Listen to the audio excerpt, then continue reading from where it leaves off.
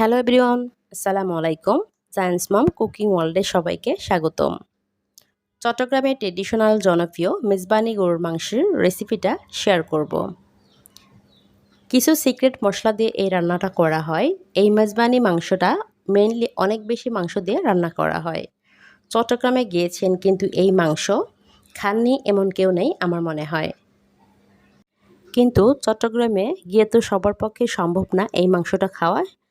সেই জন্য আমি আপনাদের সাথে এই মেজবানি মাংসের রান্নাটা শেয়ার করব, যেন আপনারা বাসায় এই মেজবানি মাংসের স্বাদটা এনজয় করতে পারেন। চলুন দেরি না করে শুরু করি। Let's go to my kitchen and cook. এখন আমি একটি পাত্রে 2 কেজি পরিমাণ গরুর মাংস নিয়েছি। গরুর বিভিন্ন পার্টের মিক্সড মাংস আমি এখানে নিয়ে নিয়েছি।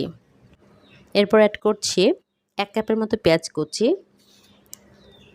এরপর অ্যাড করছি 5-6টার মতো সাদা এলাচ।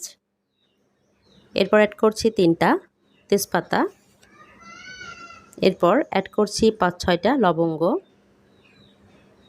এরপর অ্যাড করছি 3 টুকরো দারুচিনি। এরপর অ্যাড করছি 1 স্পুন জিরার গুঁড়া, 1 টেবিল স্পুন মরিচের গুঁড়া। এরপর অ্যাড করছি 1 টিস্পুন হলুদের গুঁড়া। আপনারা এখানে যে যেরকম ঝাল খান সেই অনুযায়ী আপনারা মরিচের গুঁড়া বাড়িয়ে কমিয়ে নিতে পারেন। 1 টিস্পুন গোলমরিচের গুঁড়া, 2 টিস্পুন জিরা বাটা। আজকে আমি এই মাংসটা বাটা মশলা দিয়েই রান্না করব। বাটা মশলা দিয়ে রান্না করলে এই মাংসের স্বাদটা ভালো হয়। এরপর অ্যাড করছি 1 টেবিল স্পুনের মতো বাদাম বাটা, 1 টেবিল স্পুন সরিষা বাটা। এরপর এখানে অ্যাড করছি 1 টেবিল স্পুন মৌরি বাটা, অনেকে একে মিষ্টি জিরা বলে ডাকে। এরপর এখানে অ্যাড করছি পোস্তদানা বাটা 1 টেবিল স্পুন।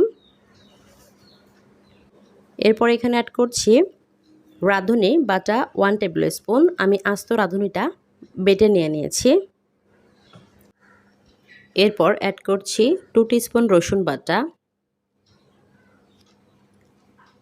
এরপর এখানে অ্যাড করছি 2 টিস্পুন আদা বাটা। এরপর আমি এখানে অ্যাড করছি স্বাদমতো লবণ। এরপর আমি এখানে অ্যাড করছি সরিষার তেল 1 কাপের মতো। এই রান্নাটা মেইনলি সরিষার তেল দিয়েই করা হয়।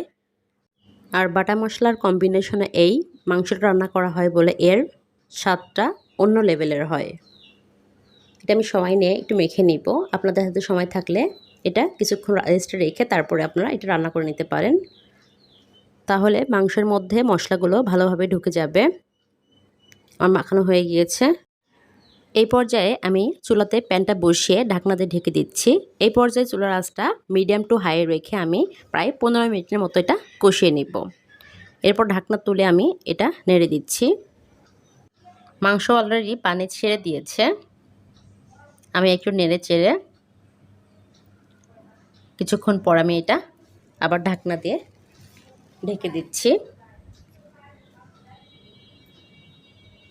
এই পর্যায়ে চুলার আঁচটা আমি মাঝারি আঁচে রান্না করে নিচ্ছি প্রায় 20 মিনিটের মতো। 20 মিনিট পর আমি আবার চলে এসেছি। মাংসগুলো তেল ছেড়ে দিয়েছে। এই পর্যায়ে আমি ভালোভাবে নেড়ে নিচ্ছি। এখন আমি এখানে অ্যাড করছি গরম পানি। আমি এখানে 600 ml মতো গরম পানি দিয়ে দিচ্ছি। আপনাদের কম বেশি লাগতে পারে। আপনারা অবশ্যই এই মাংস রান্নার সময় গরম পানি দেওয়ার চেষ্টা করবেন। এরপর আমি আবার ঢাকনা দিয়ে ঢেকে দিচ্ছি। এই পর্যায়ে চুলার আঁচটা আমি মিডিয়াম টু লোতে রেখে রান্না করে নেব।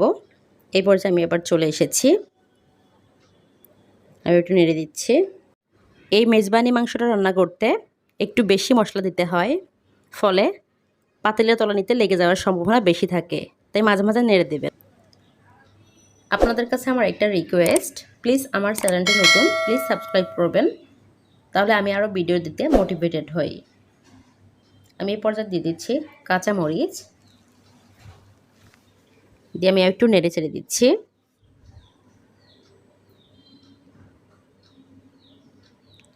এরপর আমি এটা ঢাকনা দিয়ে ঢেকে দিচ্ছি। এটি আমি একদম লো আছে 10 মিনিটের মতো রান্না করে নিব। 10 মিনিট পর আমি আবার চলে এসেছি। মাংসটা এবার প্রায় হয়ে গিয়েছে। এই পর্যায়ে আমি চুলাটা বন্ধ করে দিয়ে এটি দমে রেখে দেব আরও 15 মিনিটের মতো। 15 মিনিট পর আমি চলে এসেছি। আমার মাংসটা হয়ে গিয়েছে। এবার আপনাদেরকে সার্ভ করে দেখাচ্ছি। হয়ে গেল আমার চট্টগ্রামের ট্রেডিশনাল জনপ্রিয় মেজবানি গরুর মাংসের রেসিপি। এটি আপনারা অবশ্যই বাসায় ট্রাই করবেন। এই মাংসটা খেতে অন্যরকম টেস্টি হয়। মেজবানি ডালের ভিডিওর লিঙ্কটা ডেসক্রিপশনে দেওয়া থাকবে, আপনারা দেখে নিতে পারেন। আমার ভিডিওটি ভালো লেগে থাকলে please like, comment, share, subscribe করবেন। ভিডিওটি দেখার জন্য সবাইকে ধন্যবাদ।